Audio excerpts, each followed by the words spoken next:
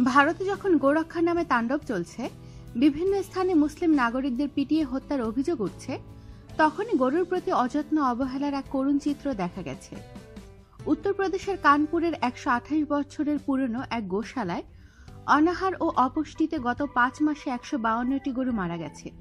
সম্প্রতি উত্তরপ্রদেশে হিন্দুত্ববাদী দল বিজেপির জয়ের পর যোগী আদিত্যনাথকে রাজ্যের মুখ্যমন্ত্রী করা হয়েছে। ক্ষমতা গ্রহণের পরপরই তিনি গরু জবাই কার্যত নিষিদ্ধ করেন। হিন্দুস্তান টাইমস জানায়, দেশটির অন্যতম বৃহৎ এই গরু আশ্রয় কেন্দ্রে প্রায় 540টি গরু রয়েছে। রাস্তা থেকে অসুস্থ গরু উদ্ধার করে এখানে নিয়ে এসে দেখাশোনা করা হয়। গরুগুলোর দেখভালের জন্য একটি সোসাইটি রয়েছে।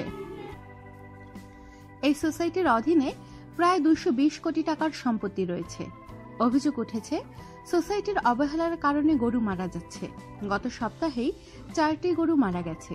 ডাক্তাররা বলছেন, গরুগুলো না খেতে পেয়ে মারা গেছে। অযত্ন অবহেলায় গরুর মৃত্যুতে স্থানীয়দের মধ্যে ক্ষোভ উত্তেজনা বিরাজ করছে।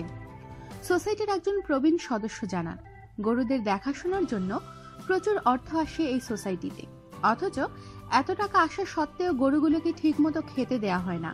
তাহলে এই টাকা যায় কোথায়? এটা তদন্ত করে দেখা দরকার। তবে এই অভিযোগকে উড়িয়ে দিয়েছেন সোসাইটির জেনারেল সেক্রেটারি শ্যামজি আরোরা। তিনি জানান, প্রতিদিনই ডাক্তার আসেন গরুগুলোকে দেখতে। তাছাড়া গরু দেখাশোনার জন্য 8 জনের একটি বিশেষ দল রয়েছে। এত কিছু সত্ত্বেও এতগুলো গরুর মৃত্যু কিভাবে হলো তা খতিয়ে দেখা হবে বলে জানান তিনি। আমাদের সাথেই থাকুন আর সাবস্ক্রাইব করুন।